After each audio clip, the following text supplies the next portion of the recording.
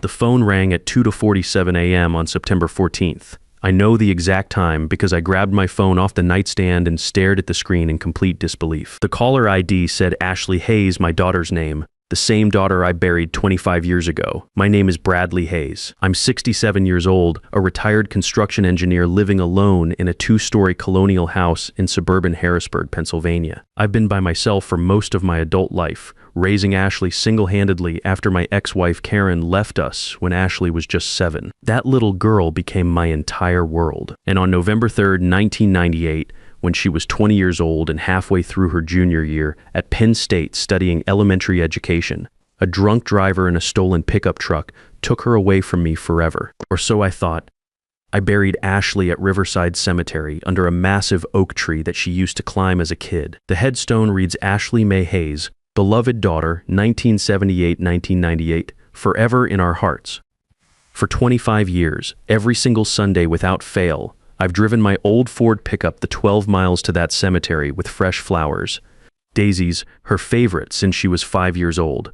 I'd sit on the little folding chair I keep in my truck bed and tell her about my week, about the kitchen renovation I was working on before I retired, about Mrs. Patterson next door and her annoying rooster, about how much I missed hearing her laugh echo through our empty house. People said I needed to move on. Karen remarried within 3 years and had twin boys with her new husband. She sent me a Christmas card once showing her new family all smiles and matching sweaters. I threw it away without reading the note inside. How do you move on from losing your only child? How do you just forget 20 years of goodnight kisses and bedtime stories and scraped knees and report cards taped to the refrigerator? I kept Ashley's room exactly the way she left it. Her Penn State pennant still hangs above her desk. Her stuffed elephant, Mr. Peanuts, sits on her pillow like she just went to brush her teeth. Her textbooks are still scattered across her desk where she left them during Thanksgiving break, planning to study for finals that she'd never take. I also kept her phone number in my contacts all these years. Sprint disconnected the line in March 1999, about 4 months after the accident, but I couldn't bring myself to delete it from my phone. I even kept paying a monthly fee to maintain it as a memorial line until they told me that wasn't how it worked. Sometimes, usually late at night when the loneliness got too heavy, I'd scroll through my phone just to see her name there, Ashley Hayes. It made me feel like she was still somehow reachable, like maybe if I called at just the right moment, she might answer. But that night in September, her number was calling me. I sat frozen in bed, watching the phone ring against the backdrop of my dark bedroom. The blue light from the screen lit up the framed photo of Ashley on my nightstand. Her high school graduation picture, cap tilted at that cocky angle she always wore it. 4 rings, 5 rings. My heart hammered in my chest so hard I could feel it in my neck. This had to be some kind of mistake. Phone companies reuse old numbers after a while, right? Some stranger probably got Ashley's old number and was calling me by accident at 3 in the morning. But why would a wrong number show up as Ashley Hayes in my contacts? That was her name, not her number, that appeared on the screen. On the 6th ring, I pressed the green button. Hello? My voice came out as barely a whisper, like I was afraid speaking too loud might scare away whatever impossible thing was happening. Nothing. Just dead air for maybe 10 seconds, though it felt like an hour. Then I heard breathing, slow, confused breathing. The kind of breathing you hear when someone's trying to figure out where they are. Dad? The voice was soft, uncertain female, and familiar in a way that made my chest feel like it was caving in. My throat closed up completely. I tried to speak, but nothing came out. Not a sound. Dad?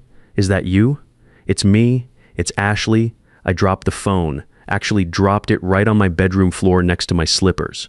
My hands were shaking so violently I could barely pick it up again. When I finally got it back to my ear, my hands were sweating so much I nearly dropped it again.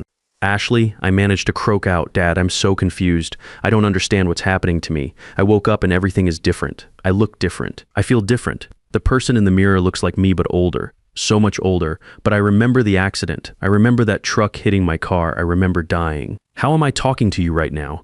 I stood up on shaking legs and turned on every light in my bedroom. The sudden brightness made me squint, but I needed to think clearly. My brain felt like it was short-circuiting, trying to process something that couldn't be processed. Where are you? I asked, surprised my voice was working at all. I don't know exactly. I'm in some apartment. It's not mine, but there are pictures of us on the walls. Pictures of our family. I found an address written on a piece of paper by the phone. 4247 Riverside Avenue, apartment 12, Moorfield, West Virginia. Dad, I'm really scared. I don't understand what's happening. Can you come get me, please? I grabbed the pen I keep on my nightstand and wrote down the address on my hand since I couldn't find paper fast enough. My handwriting looked like a child's, all shaky and uneven. "I'm coming," I said, my voice getting stronger. "Stay right where you are, don't go anywhere. I'll be there as fast as I can drive. Thank you, Daddy. I knew you'd come for me. You always come for me." The line went dead. I tried calling back immediately. My finger stabbed at Ashley's contact name before the call had even fully ended. The recording played in that robotic female voice. "The number you have dialed is no longer in service. Please check the number and dial again." I tried again. Same message, then again and again. 15 times total, each attempt more desperate than the last. My call log showed the truth, though there it was, clear as day. Ashley Hayes, 2:47 a.m., 8 minutes and 23 seconds. The longest conversation I'd had with my daughter in 25 years. I sat on the edge of my bed staring at my phone for another 20 minutes, willing it to ring again. The house felt eerily quiet around me. Outside, I could hear Mrs. Patterson's rooster starting his pre-dawn routine. Inside, the old heating system clicked and hummed like it always did. Everything was normal, except nothing was normal. My daughter had been dead for 25 years. I saw her body at the hospital. I touched her cold hand. I watched them lower her coffin into the ground and listened to the mechanical whir of the equipment as they filled in the grave afterward. But she had just called me, scared and confused, asking me to come get her. I threw on jeans and my old Penn State sweatshirt, the one Ashley bought me for Father's Day in 1997. I grabbed my truck keys and wallet, threw some clothes in my overnight bag, and headed for West Virginia. It was 3:30 a.m. when I backed out of my driveway, and I knew I had about 8 hours of driving ahead of me. The interstate was nearly empty at that hour, just long-haul truckers and the occasional night shift worker heading home. I drove with my windows down despite the September chill, needing the cold air to keep me alert. My mind raced through every possible explanation. Maybe Ashley had survived the accident somehow and lost her memory. Maybe she'd been living as someone else all these years. Maybe the body I identified at the hospital wasn't actually her, but even as I thought it, I knew how impossible it sounded. The police had found her driver's license at the scene, her car registration, her purse with her college ID, and I had identified her body. Her face was bruised and swollen from the impact. But it was definitely Ashley. I knew every freckle on that face. I stopped twice for gas and coffee, each time checking my phone to see if she'd called again. Nothing. By the time I crossed into West Virginia, the sun was coming up, casting everything in that golden early morning light that Ashley used to love. She always said sunrise reminded her of hope. Moorfield turned out to be a small industrial town, the kind of place that probably thrived back when coal was king, but now felt like it was just hanging on. Rusted water towers, abandoned storefronts, and a main street that looked like it hadn't seen fresh paint in a decade. The GPS led me through a residential area of modest homes with small yards and chain-link fences. 46247 Riverside Avenue was a 3-story brick apartment building that had seen better days. The kind of place where working-class families lived when they couldn't afford anything better. Paint peeled from the window frames, and several of the mailboxes by the front door hung at odd angles. A sign by the entrance read Riverside Apartments, monthly and weekly rates available. I found apartment 12 on the 2nd floor. The hallway smelled like cigarettes and old carpet. Cooking odors drifted from behind closed doors, bacon, coffee, something fried. Normal people starting their normal days while I was chasing an impossible phone call. The door to apartment 12 was slightly open, just a crack. I could hear movement inside, someone walking around. My heart started pounding again as I raised my hand to knock. "Ashley," I called out softly. "Dad, is that really you?" "Come in, the door's open." I pushed the door open slowly and stepped into a small living room. It was modestly furnished, a brown couch, a coffee table, a small TV on a wooden stand, clean but worn like everything else in this building. And then I saw her. A woman sat on the couch facing away from me. When she turned around, I felt like someone had punched me in the stomach and stolen all the air from my lungs. She looked like Ashley. Not exactly like the 20-year-old I'd lost, but like what Ashley might look like now at 45. Same green eyes that reminded me of sea glass. Same dimpled smile that had melted my heart since she was 2 years old. Same way of tucking her auburn hair behind her left ear when she was nervous or uncertain. The resemblance was so strong it made my knees weak. "Dad, I know this is impossible," she said, standing up slowly. "I know I died. I remember everything about that night.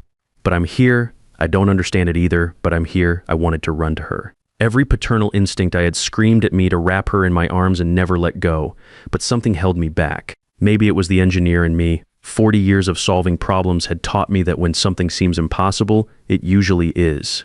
"Tell me something only Ashley would know." I said quietly. She smiled, and for a moment the expression was so perfectly Ashley that my chest ached. When I was 12, I was practicing soccer kicks in the living room and I broke Mom's china vase. The blue and white one her grandmother gave her. We told her it fell off the shelf during that little earthquake, remember? There wasn't really an earthquake that day, but she believed us because she was so worried about you being at the construction site during the tremors. My legs almost gave out. That story, we'd never told anyone else about that. It was our little secret, our shared lie to protect both of us from Karen's anger. And when I was 16, she continued, I came home 2 hours past curfew from Jenny Morrison's party. You were waiting up in your recliner, and I thought you were going to ground me until I was 30. Instead, you asked if I was okay and made me hot chocolate. You said you'd rather have me safe and late than sorry and on time. I had to sit down on the arm of the couch. Every detail was perfect. Every memory was exactly right. Over the next 3 hours, we talked about everything. She made coffee exactly the way Ashley used to, -2 sugars, no cream, stirred counterclockwise because she said it mixed better that way. She laughed at my same stupid dad jokes that had made Ashley groan and giggle since she was little. She even had the same tiny scar on her chin from falling off her bike when she was 8, trying to ride no-handed to impress the Thompson boy next door. How did you survive the accident? I finally asked, the question I'd been afraid to voice. I identified your body at the hospital. Her face went sad, the way Ashley's always did when she had to deliver bad news. I don't know, Dad, I've been trying to piece it together for weeks. I remember everything up until the truck hit my car. I remember the sound of the impact, the feeling of everything spinning. I remember pain, then darkness, then nothing. The next thing I knew, I woke up 3 weeks ago in this apartment with ID saying my name was Rachel Wilson. She walked over to a small desk by the window and picked up a driver's license. Look at this. According to these documents, I've been living here for 8 years. I have a job at Consolidated Insurance downtown. I have rental agreements, utility bills, even a credit history. But I don't remember any of it. It's like someone else has been living my life while I was somewhere else. I took the license and studied it. The photo showed the woman in front of me, but with shorter hair and a more confident expression. Rachel Marie Wilson, DOB, April 15, 1978. The same birthday as Ashley, just different year to match the age difference.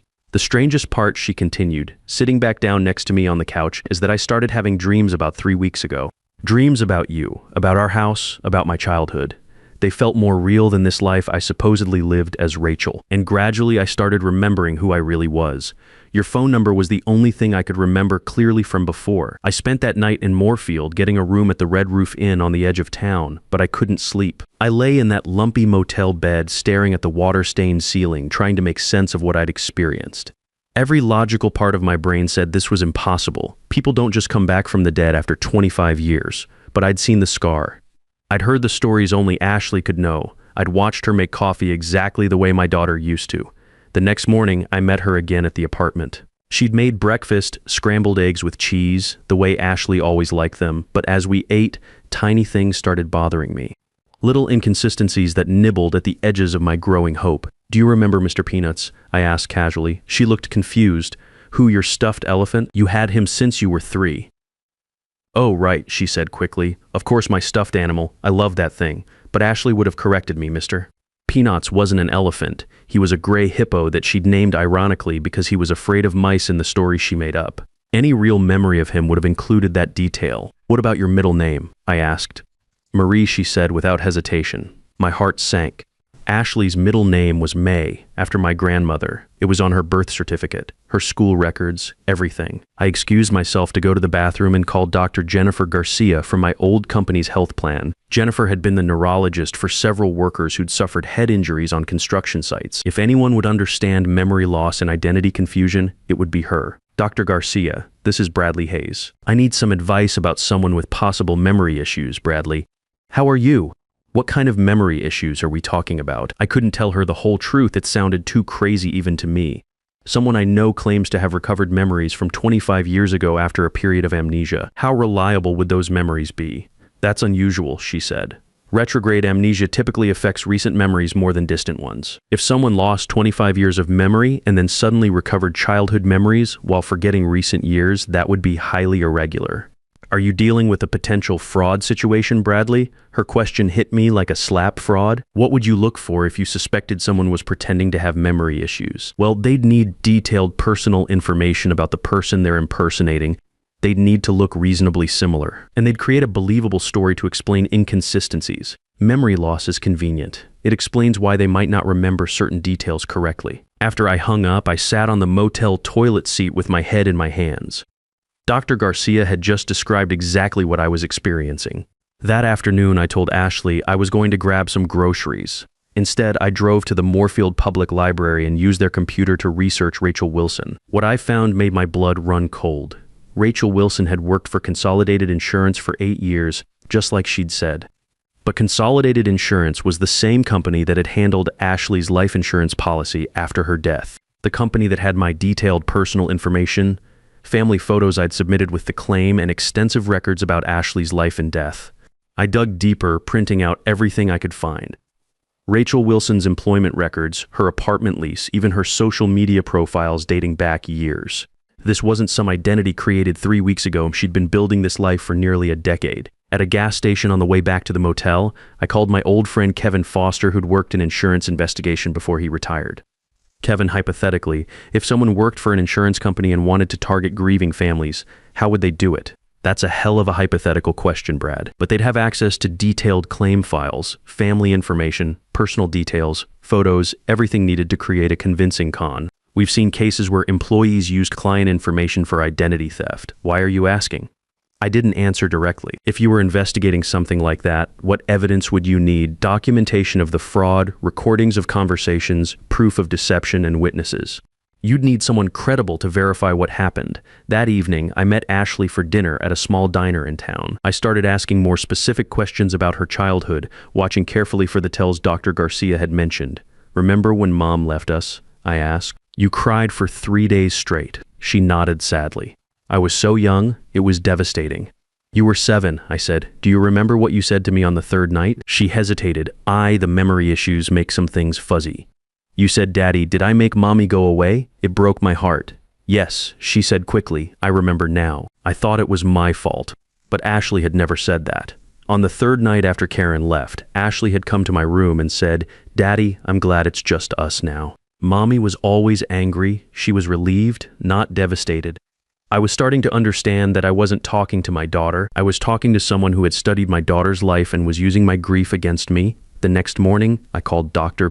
Garcia and asked her to meet me in Moorfield. I told her I needed a professional witness for what I was starting to suspect was an elaborate fraud. She agreed to drive down that afternoon. While I waited for Dr. Garcia to arrive, I did something that felt like betrayal, but I knew was necessary. I started recording my conversations with Ashley on my phone. I needed evidence of the inconsistencies, proof that whoever this woman was, she wasn't my daughter.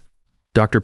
Garcia met me at the motel at 2 p.m. She was a small woman in her 50s with steel gray hair and sharp eyes that missed nothing. I'd worked with her on several workers' compensation cases over the years and trusted her judgment completely. "Bradley, you sounded very concerned on the phone. What exactly are we dealing with here?" I told her everything about the phone call, meeting the woman claiming to be Ashley, all the details that matched and the ones that didn't. Dr. Garcia listened without interrupting, taking notes in a small notebook. "I want you to meet her," I said. "Ask her some questions. See if your professional opinion matches my suspicions." We arranged to meet Ashley at her apartment at 4 p.m. I introduced Dr. Garcia as an old friend who was visiting the area on business.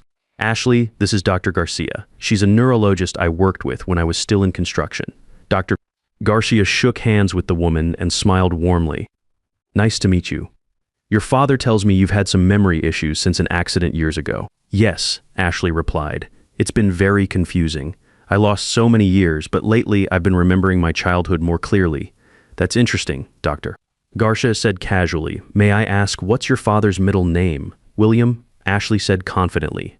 "Bradley William Hayes." My heart sank. "My middle name is Charles." Ashley had known that since she was old enough to read my driver's license. Dr. Garcia continued with gentle questions. "What year did I retire? What was my ex-wife's maiden name? What kind of car did I drive when Ashley was little?" Every single answer was wrong. Not close, completely wrong. After Dr. Garcia left, I confronted Ashley directly about the discrepancies. "My middle name is Charles, not William. And Karen's maiden name is Thompson, not Johnson." For just a second, I saw something cold and calculating flash in her eyes.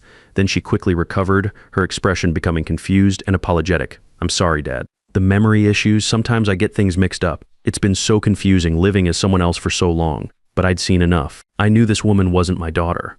That evening, I called Detective Nathan Williams with the Moorfield Police Department. I'd gotten his name from the front desk at the police station when I'd called asking about fraud investigation.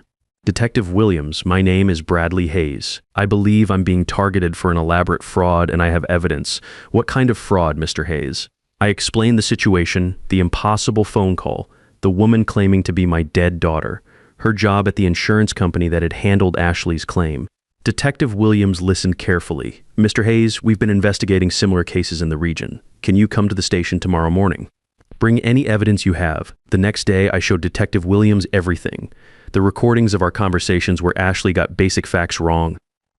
The research I'd done on Rachel Wilson's employment history, the insurance company connection, Mr. Hayes, Detective Williams said, we've been trying to catch Rachel Wilson for 2 years. She's part of a sophisticated fraud ring that targets elderly people who've lost family members. They research victims through insurance files and create elaborate reunion scams to steal assets. He showed me a file with photos and documents. She's done this at least 4 times in different states. Always the same pattern: research a grieving parent, create a miraculous survival story, gain trust. Then gradually ask for money. Money? I said. She hasn't asked me for any money. She will. Usually it starts with medical bills or legal fees to help reclaim their identity. Small amounts at first, then larger sums. One victim in Ohio lost $100,000 before he realized what was happening. Detective Williams leaned forward. We need your help to catch her in the act. Would you be willing to wear a wire and offer her money? Once she accepts, we can arrest her for fraud. The plan was simple. I would tell Ashley that I wanted to transfer $50,000 to help her with legal fees to officially reclaim her identity and social security number. If she accepted, it would be evidence of intent to commit fraud. 2 days later, I met Ashley at the First National Bank of Moorfield. I wore a small recording device taped to my chest under my shirt. Detective Williams and 2 other officers waited in unmarked cars in the parking lot. Ashley, I've been thinking about your situation, I said as we sat in the bank lobby. I want to help you get your life back officially. I'd like to transfer $50,000 to cover any legal fees or medical costs you might have. Her eyes lit up with genuine excitement. Dad, that would solve so many problems. I've been so worried about the legal costs of proving who I really am. She introduced the man with her as Kevin Foster, a lawyer who was helping with her case. Foster had documents ready for me to sign, transfer papers that would move money from my savings account to an account he controlled. Mr. Hayes, Foster said, this money will go directly to legal fees and administrative costs. Your daughter's case is complicated, but with proper funding, we can resolve everything within a few weeks. The moment I signed the papers, Detective Williams and his team moved in. Rachel Wilson, Kevin Foster, you're under arrest for conspiracy to commit fraud, identity theft, and theft by deception. The look of pure rage on Rachel's face when the handcuffs went on told me everything I needed to know. That expression of hatred and fury, Ashley had never looked at anyone like that, not even when she was furious with me as a teenager. The trial took place 6 months later. I testified about the phone calls, the meetings, all the evidence we'd gathered. The prosecutor showed the jury Rachel's employment records at Consolidated Insurance, her access to my family's personal information, and evidence of at least 6 other similar frauds across multiple states. Rachel Wilson was sentenced to 8 years in federal prison. Kevin Foster received 6 years for his role in the conspiracy. At the sentencing, the judge said their crimes were particularly heinous because they preyed on people's deepest emotional wounds. Standing outside the courthouse after the sentencing, I felt something I hadn't experienced in 25 years: our trait, closure. Not the closure of getting Ashley back, but the closure of protecting her memory from people who wanted to profit from my pain. I drove straight from the courthouse to Riverside Cemetery. I sat by Ashley's grave and told her everything that had happened. I'm sorry, sweetheart, I said out loud. For a few weeks there, I let myself believe you were coming back to me, but you're at peace where you are, and I need to be at peace with that too. I still visit Ashley's grave every Sunday. I still miss her every day. But now I also volunteer at the senior center in Harrisburg, helping other older folks recognize and avoid the kinds of scams that almost got me. Because grief makes you vulnerable in ways you don't expect. When someone offers you exactly what you want most in the world, that's when you need to be most careful. Love doesn't make you stupid, but desperation can. And there are people who make a living off desperation. My daughter is gone. She's been gone for 25 years. But her memory belongs to me, not to criminals who want to turn my love for her into their profit. And that memory is safe now, exactly where it should be. Because here's what 25 years of grief taught me. The people who truly love you don't come back from the dead asking for money. They live on in the memories you protect and the wisdom you share to keep others safe. My daughter's greatest gift to me wasn't the years we had together. It was teaching me that real love means protecting her memory from those who would exploit it, and using that lesson to shield other fathers from the same heartbreak.